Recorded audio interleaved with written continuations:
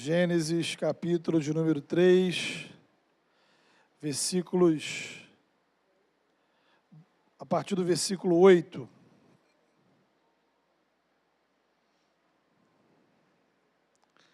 Gênesis 3, a partir do verso 8, texto que está projetado aí, você também, se tiver com a sua Bíblia, puder abrir para acompanhar, sempre importante. Diz assim a palavra de Deus: ouvindo o homem e sua mulher os passos do Senhor Deus que andava pelo jardim quando soprava a brisa do dia, esconderam-se da presença do Senhor Deus entre as árvores do jardim. Mas o Senhor Deus chamou o homem perguntando: onde está você? E ele respondeu: ouvi teus passos no jardim e fiquei com medo, porque estava nu, por isso me escondi. E Deus perguntou: quem lhe disse que você estava nu? Você comeu do fruto da árvore da qual lhe proibi comer? Disse o homem: foi a mulher que me deste por companheira que me deu do fruto da árvore, e eu comi. O Senhor Deus perguntou então à mulher: que foi que você fez? Respondeu a mulher: a serpente me enganou e eu comi. Então o Senhor Deus declarou à serpente: uma vez que você fez isso, maldita é você entre todos os rebanhos domésticos e entre todos os animais selvagens. Sobre o seu ventre você rastejará, e pó comerá todos os dias da sua vida. Porém, inimizade entre você e a mulher, entre a sua descendência e o descendente dela. Este lhe ferirá a cabeça, e você lhe ferirá o calcanhar. A mulher, ele declarou: multiplicarei grandemente o seu sofrimento na gravidez. Com o sofrimento você dará à luz filhos. Seu desejo será para o seu marido, e ele a dominará. E ao homem declarou: visto que você deu ouvidos à sua mulher e comeu do fruto da árvore, da qual eu lhe ordenara que não comesse, maldita é a terra por sua causa. Com sofrimento você se alimentará dela todos os dias da sua vida. Ela lhe dará espinhos e ervas daninhas, e você terá que alimentar-se das plantas do campo. Com o suor do seu rosto você comerá o seu pão, até que volte à terra, visto que dela foi tirado, porque você é pó, e ao pó voltará. Amém. Queridos, estamos refletindo nossa série de mensagens sobre o livro de Gênesis, que nos convida a fazer um exercício de olhar para trás para entender o nosso presente. Então a gente vai lá no início da história da humanidade, no início da história da salvação, para compreender a nossa relação com Deus, os nossos desafios na relação com Deus nos dias atuais. E uma coisa que é interessante, né, que quando a gente olha para trás, quando a gente faz esse exercício de olhar para a nossa história, é a gente perceber a existência de erros, de falhas, de pecados, coisas que a gente fez que não deveria ter feito. Não sei se você já reparou, mas é muito curioso quando, em linhas gerais, a gente assiste uma entrevista de alguma celebridade, e aí o entrevistador pergunta assim: você se arrepende de alguma coisa? Via de regra, a resposta é sempre a mesma: de nada. Não me arrependo de nada. Ou aquela pessoa é a encarnação da perfeição, ou essa resposta é apenas uma resposta pronta, um clichê de pessoas que acham que admitir que fizeram algo de errado é uma fraqueza. Mais ou menos assim: se eu falar que eu me arrependo, parece que eu sou uma pessoa fraca, cheia de defeitos, de erros. Ora, como nós não somos ingênuos para acreditar que aquela pessoa acertou a vida toda, concluímos que da parte dela existe uma falta de humildade completa, de reconhecer que em vários momentos da sua caminhada ela errou. Mas, na verdade, A pessoa, quando diz isso, apenas está refletindo uma mentalidade, um conceito, um senso comum da nossa cultura, da nossa sociedade. E se a pessoa disser assim, poxa, não, faria tudo de novo. Falta de inteligência. Então, veja, arrogância, falta de humildade de reconhecer os seus erros. Falta de sabedoria, de entender que a gente olhar para trás pode nos ajudar a ter um caminho melhor no presente e no futuro. Então, a gente precisa dessa humildade, dessa reflexão. E aí, pensando nas mães, né, final do dia delas, por mais que você ame a sua mãe, quando você, mulher, se torna mãe, você pode chegar a uma conclusão, bem, eu vou agir como mãe diferente de como a minha mãe agia comigo. Às vezes, quando a gente tem um segundo filho, você pensa, bem, eu vou criar esse diferente do primeiro. E como pais, não queremos que os nossos filhos, pelo menos não deveríamos querer, que os nossos filhos cometam os mesmos erros que a gente. E quando a gente pensa nessa questão de erros e acertos na Bíblia, né? A questão das nossas falhas, a origem de tudo está aqui em Gênesis 3, naquilo que nós chamamos de pecado. Pecado. Veja, isso começa ali no Jardim do Éden, entre Adão e Eva. Não havia ambiente melhor. O que mostra que, às vezes, mesmo nos melhores ambientes, nas melhores circunstâncias, nós podemos fazer as escolhas erradas. Gênesis 1 e 2. Deus, o próprio Deus, o Criador, criou todas as coisas. Colocou tudo no seu devido lugar. Tudo lindo, maravilhoso. O ser humano, a imagem e semelhança de Deus. Adão e Eva, no jardim. Deus presente no jardim. E eles, com a simples missão de cuidar do jardim, podiam comer de todas as frutas, podiam aproveitar a vida da melhor forma possível. Só não podia comer de uma fruta.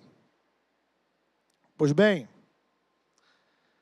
você conhece a história, eles cometem aquilo que exatamente Deus falou para não fazer.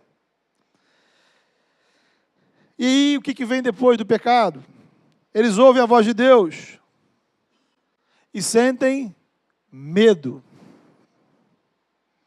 Ouvem a voz de Deus e sentem medo. E essa é a primeira reflexão que devemos fazer sobre a natureza do pecado.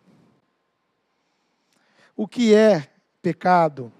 O que é pecado? É comum, queridos, quando a gente pensa em pecado, talvez seja isso que esteja na sua cabeça, a gente pense em determinados erros, né?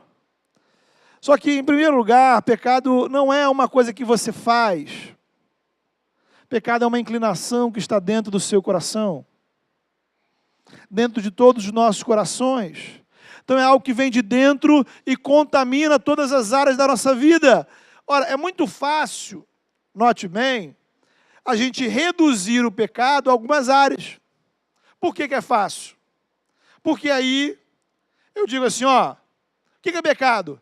X, Y, Z. Eu não cometo nada disso. E aí a gente tem uma situação muito constrangedora, que às vezes, nas conversas que nós temos com os irmãos, nos discipulados, a gente passa por isso.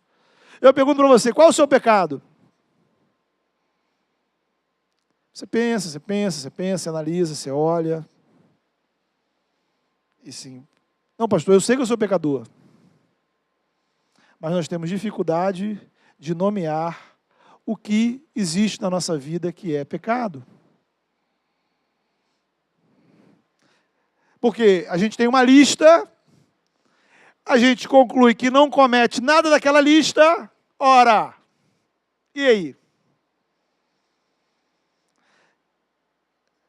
Mas a gente sabe bem de cabeça, né? É porque eu nunca perguntei isso, mas talvez eu possa perguntar. Me diz aí qual é o pecado do fulano? Sabemos de cor e salteado quem são as pessoas pecadoras que estão ao nosso redor. Mas temos dificuldade de reconhecer nossas falhas. Pecado, queridos, é alguma coisa sutil. E essa sutileza é justamente a estratégia do inimigo para nos afastar de Deus. Jesus mostrou isso na sua época para os religiosos, que muitas vezes agiam como a gente.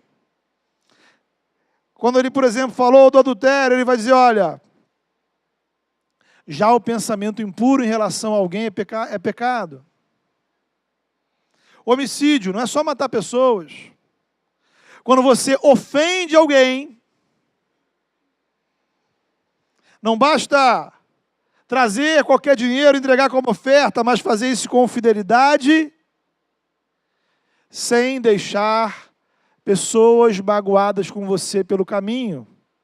Então, o caminho que eu trago o dinheiro do dízimo é o caminho também que eu vou ao encontro do irmão para me reconciliar com ele. Não basta amar os que nos amam. O Senhor também quer que nós amemos os que nos odeiam. Mas dificilmente, irmãos, a gente chega e fala assim, não, pastor, eu pequei porque de vez em quando eu tenho um pensamento impuro na minha mente. Não, pastor, eu pequei porque, vez ou outra, eu falo mal, eu faço mal, eu ofendo determinada pessoa. Pastor, eu pequei porque, na verdade, eu sei que aqui eu deveria fazer isso e não fiz. Eu sei qual é o certo e não fiz.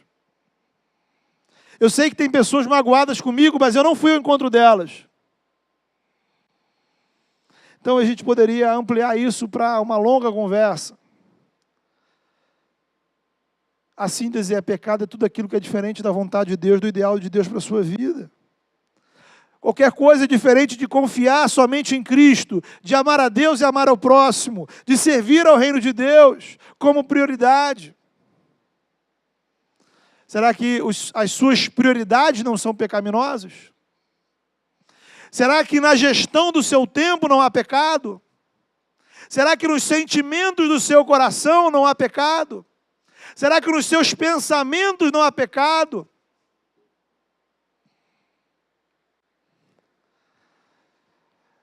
Aqui em Gênesis, queridos, vemos que Deus estabeleceu um ideal para Adão e Eva. Eles não cumpriram. Então, não estamos aqui para discutir o que você fez de errado, isso ou aquilo. A questão mais séria é qual é o plano de Deus para a sua vida. A mesma coisa que Deus planejou para Adão e Eva, comunhão com Ele. Vida de relacionamento com Deus, alegria, serviço, fidelidade. Na época de Jesus, os fariseus discutiam, por exemplo, quantos quilômetros se poderia andar no sábado sem cometer um pecado. E Jesus traz a discussão para um outro nível, quando ele diz, olha, buscai o reino de Deus em primeiro lugar. Amarás o Senhor teu Deus de todo o coração. Aí você pode perguntar, pastor, mas o que é amar a Deus de todo o coração? O que é colocar o reino de Deus em primeiro lugar? Você tem que fazer uma reflexão. Deus cria um jardim, coloca ali o homem e mulher. O plano de Deus é que o jardim fosse um lugar de comunhão, onde Deus encontra os seus filhos. Como uma mãe, Deus preparou o melhor lugar para os seus filhos. Como uma mãe, Deus tinha prazer de se encontrar com seus filhos à tardinha. Comunhão com Ele. O que Ele esperava era a recíproca, né? A alegria da comunhão, a alegria da presença. O que Deus queria, como qualquer mãe, qualquer pai, é que os seus filhos corressem na sua direção. Pecado, além de ser uma coisa que nos contamina de dentro para fora, pecado é uma coisa que quebra relacionamentos.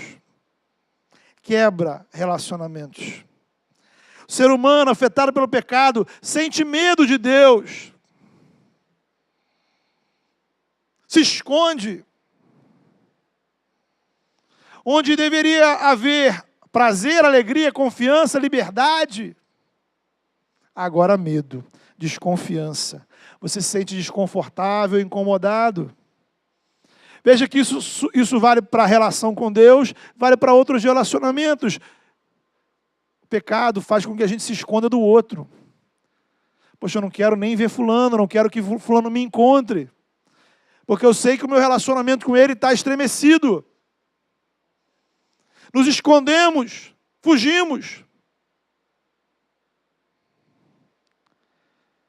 Pecado quebra relacionamentos. E assim, olhando para a história de Adão e Eva, o que precisamos avaliar em nossa vida, será que nós estamos nos escondendo de Deus? Será que estamos nos sentindo vergonha de Deus, sentindo vergonha de estar na presença dEle? Óbvio, né? Não tem como você se esconder de Deus, porque Deus é onipresente. Mas você se esconde do relacionamento com Ele. Você se esconde como quem se esconde de alguém que você não quer encontrar, você não quer se expor. Você não vem no culto, você não vai participar da palavra. Você não vai estar com os seus irmãos. E a história da humanidade, irmãos, é mais ou menos isso. Se esconder de Deus. Queremos estar nesse cantinho onde ninguém sabe muito da nossa vida. Onde ninguém sabe muito onde a gente está. Onde, de repente, sumimos. E a gente faz isso de várias formas. A gente pode criar uma religião para a gente. A gente pode se ocupar muito. Eu estou tão ocupado que eu não tenho tempo para te ver. Sabe essa desculpa? Estou tão ocupado que eu não tenho tempo de encontrar com você. Eu estou tão ocupado que eu não tenho tempo de ter aquela conversa com você. E assim a gente faz com Deus. Estamos tão ocupados, não tem tempo. Não tem tempo. Igreja, culto, comunhão, oração. Nos escondemos porque não queremos assumir nosso pecado. Não queremos estar diante do outro, que nós sabemos que ofendemos, que nós sabemos que temos uma dívida. Só que você tem. O pecado está aí. E ele vai te empurrando para longe de Deus, ele vai te empurrando para longe do jardim, longe da comunhão. Agora, o outro lado dessa história é que quando a gente fala de pecado, a gente não fala só do erro humano. A gente pensa também em como Deus age diante desses erros, né? Então, nem todo mundo aqui é mãe, mas todos somos filhos. E na nossa história como filhos, já fizemos muitas besteiras. Muitas besteiras que nós tentamos esconder dos nossos pais. Algumas estão escondidas até hoje. Outras, com o passar do tempo, a gente descobre que os pais sempre souberam. E que a gente que era o bobo. Diante de Deus, a nossa besteira fundamental foi o pecado.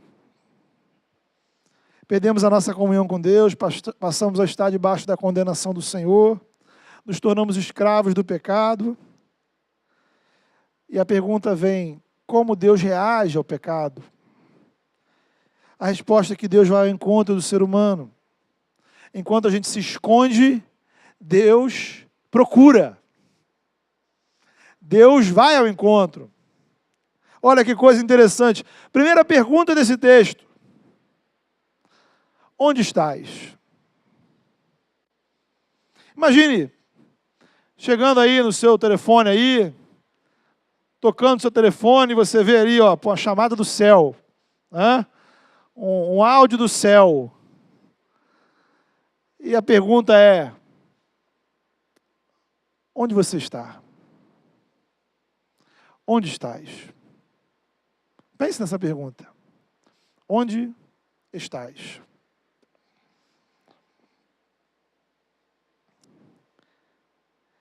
Imagine Deus lá no jardim, né? Adão, Eva, cadê vocês? Será que Deus não sabia da localização deles?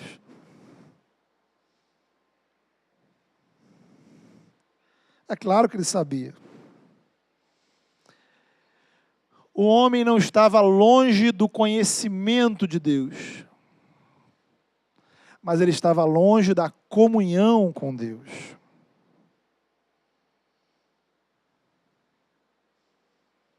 Deus sabe onde você está. Deus sabe dos seus esconderijos. Mas Ele sabe e você sabe que você está longe da comunhão com Ele. Como vimos de manhã, Enoque andava com Deus, juntinho.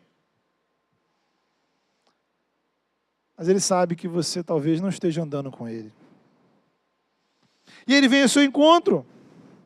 Essa é a boa notícia. Isso é o Evangelho. Deus vai ao encontro daqueles que estão em pecado. Deus vai ao encontro daqueles que se escondem nele ou tentam se esconder. Ele vem em nossa direção. Isso aqui é um símbolo da ação maior de Deus em Cristo Jesus. Ora, você já deve ter pelo menos ouvido falar em João 3,16, que vai dizer: Deus amou o mundo de tal maneira que deu, que enviou o seu Filho. Então o Filho de Deus veio ao mundo. Não fomos nós que fomos ao céu. Foi o céu que veio até nós. Não foi o homem que foi procurar Deus. Foi Deus que veio procurar o homem. Jesus de Nazaré. Tudo o que ele fez, sua vida, seu ministério, a gente só consegue entender a partir dessa história. Como é que Jesus chega ao seu encontro hoje, meu irmão, minha irmã? Deus envia Jesus a você através do Evangelho, através da pregação do Evangelho, através da igreja. O Evangelho é Cristo vindo ao encontro da sua vida. É o Senhor te perguntando, como perguntou lá: onde estás? Mas ao mesmo tempo Ele está dizendo: olha, você, eu estou procurando você. O Senhor disse para a mulher samaritana: Deus procura verdadeiros adoradores. Quando o Evangelho chega também a ação do Espírito Santo. Então Jesus é muito mais que uma informação. O Espírito Santo é Deus agindo no seu coração. Deus veio em seu encontro nesta noite. Ele chama você a sair dos seus esconderijos e se apresentar diante dele. E aí vem a segunda parte. Ele primeiro pergunta: onde estás? Segunda pergunta é um confronto. O que você fez? O que é que você foi fazer? Né? Isso é uma coisa que muita mãe já falou para o filho ao longo da vida. Né? O que é que você foi fazer, meu filho? Como é que você foi fazer um negócio desse? Como vocês sabem que estão nus? Comeram da árvore que eu disse para não comer. Lembrem, Deus sabe de tudo. Deus é onisciente. Deus deu a oportunidade ao homem de se arrepender e confessar o seu pecado. Deus nos confronta porque Ele nos dá essa oportunidade. Restauração, queridos, reconciliação, envolve, primeiro, o reconhecimento que eu necessito de reconciliação. Então, se você acha que está tudo bem, acabou a história, fecha a Bíblia, pode ir embora. O primeiro passo é: não, eu preciso me reconciliar com o Senhor. Reconciliar. Conciliar novamente. Porque houve uma ruptura. Lembra? O pecado gera ruptura de relação. Então eu preciso me reencontrar. Senhor, eu preciso de reconciliação, eu preciso de uma nova comunhão, eu preciso andar com o Senhor novamente, eu preciso estar na sua presença e não me sentir envergonhado, eu preciso estar na sua presença e não me sentir incomodado, eu quero ter o prazer, a alegria, a felicidade de estar diante do Senhor, de servir ao Senhor, de experimentar o seu amor. Isso envolve você reconhecer que errou, que fez bobagem, que pecou. Só que o pecado, queridos, ele é tão profundo, tão sério, tão problemático, que ele bloqueia essas ações. Então você começa a achar, não, dá para viver sem Deus? Eu não preciso de Deus para viver, para ter uma vida feliz. E na verdade, nem sequer eu pequei mesmo, né? Tem gente muito pior do que eu. Na hora ali eu achei que devia agir assim. Veja que Adão e Eva transferem a responsabilidade. Adão dá a resposta clássica, né? A culpa é de quem? Foi a mulher que tu me deste. A mulher, não é a mulher que eu consegui, que eu escolhi, não. A mulher que tu me destes. Ou seja, a culpa é tua, Senhor. Foi o Senhor que deu essa dona aí. Eva, na mesma direção, foi a serpente. Me enganou. Então, Deus vem ao nosso encontro, Deus envia seu Filho, Deus entra na nossa história. A primeira pregação de Jesus, querido, no seu ministério foi: arrependei-vos e creia no Evangelho. Note, as primeiras palavras que Jesus pregou no seu ministério. Arrependam-se. Arrependam-se e creiam no Evangelho. Arrependimento é reconhecer que eu estou errado. Eu estou fora da vontade de Deus, fora dos planos de Deus. Eu tenho falhas, eu tenho fraquezas, pecado. Arrependimento. Mas tenha fé. Creia no Evangelho. Então, é reconhecer que você está doente e que Cristo é a cura. É reconhecer que você está morrendo e o Senhor te oferece vida. Você tem um problema e Cristo é a solução. O Senhor diz para você nessa noite, querido, se arrependa. Para de usar desculpas. Sabe? Esquece a igreja que tu me destes, a família que tu me destes, o trabalho que tu me destes, as lutas que eu passei, as dificuldades. Diga simplesmente: eu pequei. Eu errei. Eu preciso de comunhão. Eu preciso andar com o Senhor. Eu preciso de comunhão com o Senhor. Eu preciso voltar para o jardim. E aí o texto tem um anúncio duplo para a gente, né? Um anúncio de juízo e de salvação. Versículo 14. Deus para de fazer perguntas. E ele começa a trazer anúncios. E aí ele vai de forma contrária. Primeiro ele perguntou ao homem, depois à mulher, depois à serpente. E agora ele vai falar a serpente, a mulher e ao homem. A serpente é amaldiçoada. Erasta já comeu pó. A mulher tem multiplicado as dores da gravidez e está destinada, ou potencialmente destinada, a ter relacionamentos complicados, relacionamentos de exploração, que atingem toda a humanidade. O homem, o ser humano, né? Enfrenta sofrimento para alimentar-se, vai voltar ao pó, vai morrer. Então o pecado vai trazendo consequências para a natureza, para a família, para a vida espiritual. O ser humano que vive pelo pecado, que se escolhe se esconder de Deus, ele está debaixo da condenação do Criador. Sabe? A gente tem dificuldade de entender essa linguagem, porque a gente não leva a sério o temor do Senhor. A palavra de Deus, queridos, fala de bênção e maldição. E fala que Deus é quem dá a bênção e quem dá a maldição. A palavra de Deus fala de salvação e de juízo. E é Deus quem salva e é Deus quem condena. A palavra de Deus fala de céu e de inferno. E fala de que Ele leva o céu.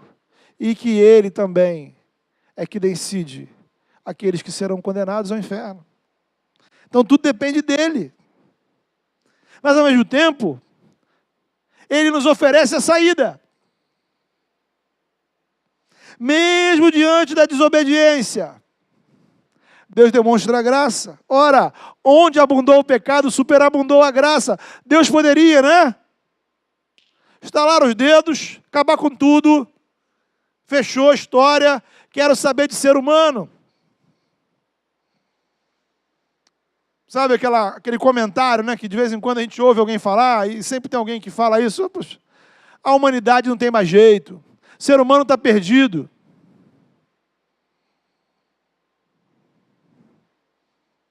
Deus poderia chegar à mesma conclusão, mas Deus pensa diferente. Não só pensa, Ele paga o preço da diferença. E o preço que Ele pagou foi na cruz do Calvário. Ele pagou o preço porque Ele entregou o seu próprio Filho à morte. Versículo 15. Chamado geralmente de primeiro evangelho, a primeira versão do evangelho na Escritura. Porque ali Deus anuncia que um dia, nascerá um descendente da mulher. E este descendente será ferido, mas pisará a cabeça da serpente. Deus mostra para Adão e Eva que eles podiam ter esperança.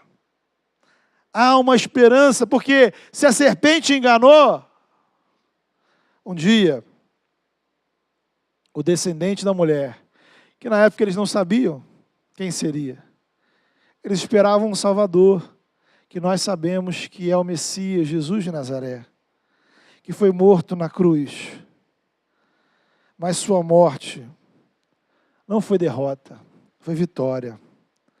Essa é a beleza do Evangelho, né? É o que Paulo vai dizer, que nós pregamos o Cristo crucificado, que é loucura para os judeus, escândalo para os gregos, porque não faz sentido. Do ponto de vista do mundo, a cruz é derrota. Do ponto de vista de Deus, a cruz é o cumprimento dessa promessa. Vitória de Deus sobre o pecado. Em Cristo Jesus saímos da condenação. Paulo vai dizer, não há mais condenação para os que estão em Cristo Jesus. Quem intentará acusação contra os eleitos de Deus? É Deus quem os justifica. Saímos da maldição para a bênção. Paulo também vai dizer lá em Colossenses que na cruz está afixada o escrito de dívida que era contra nós. Saímos da morte para a vida, porque Jesus é a ressurreição e a vida. Crendo em Jesus, experimentamos os benefícios dessa promessa. Um momento difícil, né, para os pais, para as mães, quando os filhos saem de casa. Então, há vários estudos e reflexões sobre isso, né? Então, você viveu com aquela pessoa 18, 20, muitos anos, né? E tem aqueles filhos que também demoram a casar, demoram a sair de casa. E a coisa vai prolongando. Quando acontece do jeito certo, pelos motivos certos, os pais deveriam ficar alegres, né? Cumpri minha missão. Pronto. Porém, infelizmente, nem todos os filhos saem de casa nas melhores condições. Às vezes, é uma saída que representa dor, tristeza, mágoa. Às vezes a mágoa está com os pais, às vezes a mágoa está com os filhos. E há famílias, todos nós, conhecemos uma situação assim, talvez na sua família, a história de relacionamentos rompidos que duram anos. Então, querido, você precisa entender a sua relação com Deus nessa mesma perspectiva de família. Porque Deus nos criou para sermos filhos. Deus não nos criou para sermos espectadores. Deus criou uma casa, Deus criou um jardim e chamou o ser humano a habitar ali. E ele iria encontrar-se com o ser humano. Ele nos criou para comunhão com Ele, para termos prazer na presença dEle. O salmista vai dizer que na presença do Senhor há plenitude de alegria.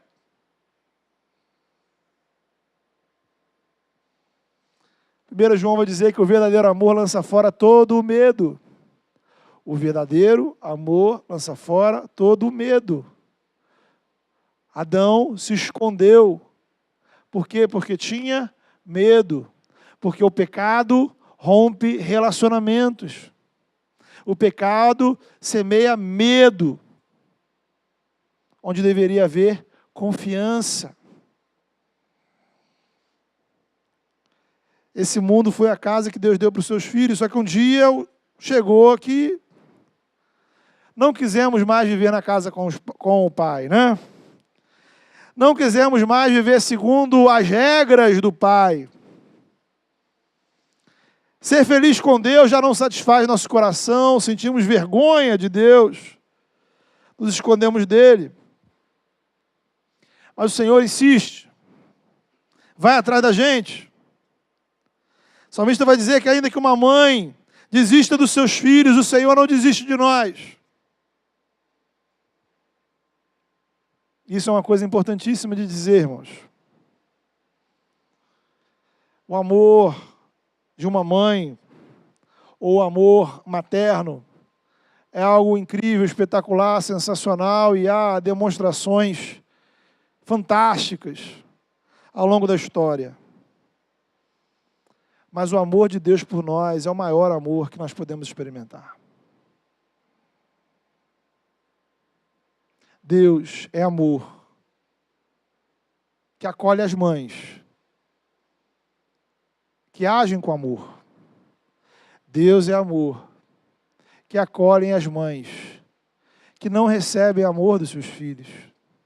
Deus é amor com as mães que foram privadas dos seus filhos, assim como é amor para as mães que têm seus filhos perto de si. Deus é amor para os filhos que não têm mãe. Deus é amor para os filhos que talvez não têm da mãe o que gostariam. Deus é amor para os filhos que têm a mãe mais especial que poderiam ter.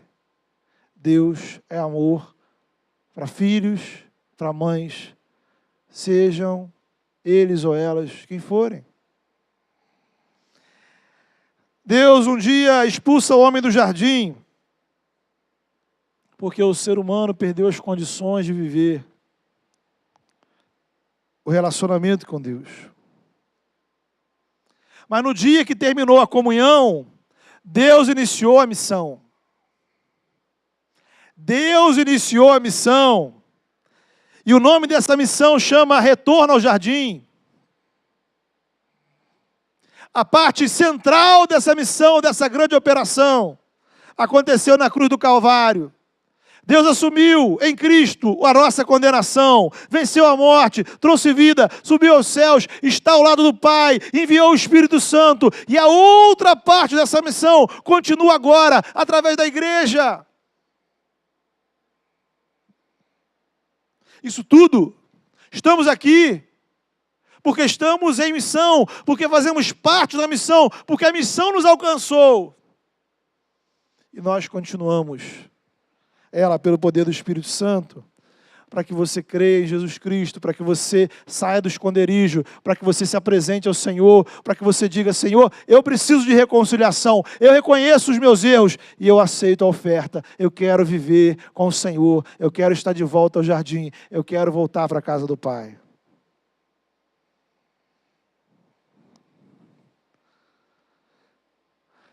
Não há lugar na Bíblia onde talvez isso esteja melhor descrito do que na parábola do filho pródigo. O filho que sai de casa é o filho que sai do jardim. É o filho que tem uma ideia de como melhor viver a vida, como nós temos uma ideia sobre como viver a nossa espiritualidade à parte de Deus. Podemos sobreviver sem Ele. E o mundo nos consome, nos consome, nos consome, nos consome, e vamos ao fundo do poço. E aí vem vergonha, e aí vem medo, aí vem culpa, aí vem tristeza, e aí vem dúvida. E aí você pensa: nossa, não há lugar mais para mim naquela casa, não como filho. No máximo, se eu contar muito com a misericórdia do meu pai, eu posso ser empregado. E o filho volta. E o pai está de braços abertos para receber o filho de volta. E o pai faz uma festa para o filho. E o pai restaura a dignidade dele como filho. E esse filho, meu querido irmão, é você. Essa é a sua história. Essa é a nossa história. Você que está longe da comunhão com Deus, você que se perdeu. Talvez se perdeu dentro da igreja. O Senhor vem ao seu encontro. E Ele chama você. Mas esse chamado pressupõe uma decisão, um reconhecimento, uma atitude. Eu pequei. Eu pequei. E eu preciso de reconciliação. E Ele te traz o anúncio. Juízo e salvação. As portas do jardim estão abertas. Mas aqueles que não se arrependerem, nem crerem no Evangelho, não crerem em Jesus, continuarão do lado de fora. Continuarão invejando os porcos. Qual vai ser sua resposta ao Senhor? Qual vai ser sua resposta ao Senhor? Eu não sei qual é a sua história familiar, eu não sei qual é a sua história emocional, eu não sei qual é a sua história espiritual, eu não sei os dramas do seu coração. Mas essa é a nossa história, toda nossa. Saímos do jardim por causa do pecado. Somos convidados a voltar ao jardim. Mas para voltar ao jardim, você precisa se prostrar diante do Senhor e reconhecer que há uma vida melhor com Deus, diferente da vida que você está vivendo. Não é simplesmente Deus saber que você existe e você saber que Deus existe. É estar no jardim com Ele, é estar na casa do Pai, é abraçar o Pai, é não ter medo, é não ter vergonha, é não ter culpa, é ter alegria, é poder sentar na mesa com o Pai, é ser servido pelo Pai, é poder servir ao Pai, é poder olhar nos olhos do Pai, é poder experimentar a presença do Pai. Feche seus olhos, vamos orar.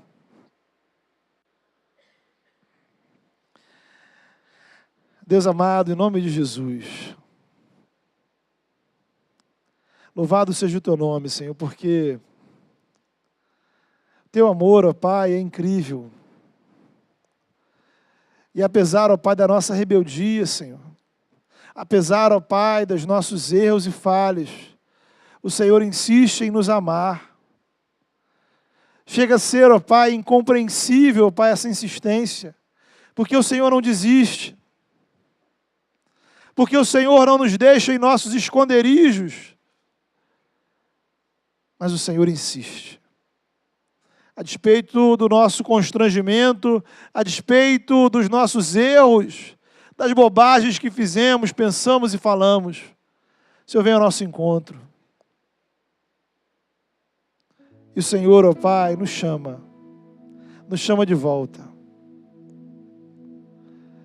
Pai, o dia de hoje é um dia que a gente é confrontado, Senhor, por tantas emoções. Emoções boas e algumas emoções, ó Pai, lembranças e situações não tão agradáveis. Mas nessa hora, Senhor, somos confrontados com o maior de todos os amores. Somos confrontados, ó Pai, com a maior de todas as nossas necessidades. A nossa necessidade de comunhão com o Senhor. Pai, em nome de Jesus, que o Teu Espírito Santo constranja o nosso coração. Que o Teu Espírito Santo nos incomode. Que o Teu Espírito Santo, ó Pai, quebrante as nossas vidas. E que possamos verdadeiramente reconhecer, Senhor, não estamos na casa do Pai. Estamos longe do jardim. Precisamos estar na Tua presença, Senhor. Não há lugar melhor do que a Tua presença. Pai, visita os corações, ó Pai, que têm andado escondidos. Visita, Senhor, aqueles, ó Pai, que ainda têm vivido sob a ruptura do pecado. Com medo, culpa, tristeza, angústia. Desculpas, ó Pai, esfarrapadas, que nós damos a nós mesmos. Senhor, o Senhor pagou o preço para que pudéssemos voltar ao jardim e ter comunhão com o Senhor. O Senhor pagou o preço, Senhor, para que esse convite chegasse ao nosso coração nessa noite. O Senhor pagou o preço. Agora, Senhor, em nome de Jesus, conduz, ó Deus. Conduz como Pai, Senhor, conduz seus filhos. Que o Senhor possa nos conduzir de volta para a Tua presença, Senhor. Que o Senhor conduza, Senhor, os Teus filhos à alegria, ao prazer, ao reencontro. Novamente ao jardim, Senhor. Ao jardim da comunhão, da alegria, da paz, da santidade. No mundo, Senhor, que ainda é incompleto. Mas, ó Pai, onde nós já estamos experimentando, Senhor, o aperitivo de uma vida eterna. Dá-nos a Tua graça, Senhor. Que nessa noite, Senhor, os Teus filhos possam sentir-se abraçados pelo Senhor, acolhidos pelo Teu amor, e saindo dos seus esconderijos, reencontrar o seu lugar no jardim do Senhor, na casa do Senhor, no reino de Deus, no corpo de Cristo, na Tua presença, junto do Teu povo. Em nome de Jesus, no poder do Espírito, oramos. Amém.